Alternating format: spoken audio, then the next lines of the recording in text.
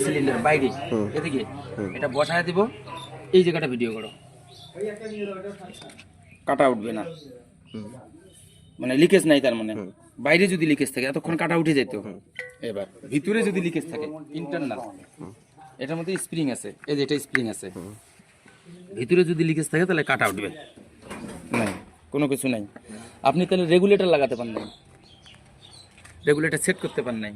আমরা এখন regulator set করে আপনাকে দেখাই দিতেছি।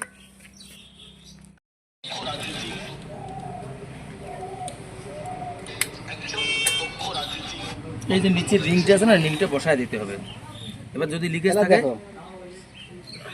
রিংটাই বসে না, নতুন মাল না একটাই, এবার বসছে।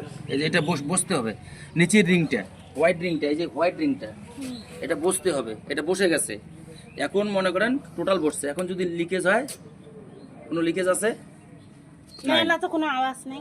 এই দেখেন গ্যাস বের হচ্ছে, এই আঙ্গুল গ্যাস বেরিয়ে থাকে, বেরিয়ে থাকে। আপনি রেগুলেটর সেট করতে পারেন, উপরে যে নিচে যে রিংটা আছে, রিংটা বসাতে পারেন, দেওয়ার পরে আবার ঠাইসে দিবেন। হ্যাঁ ঠিক আছে।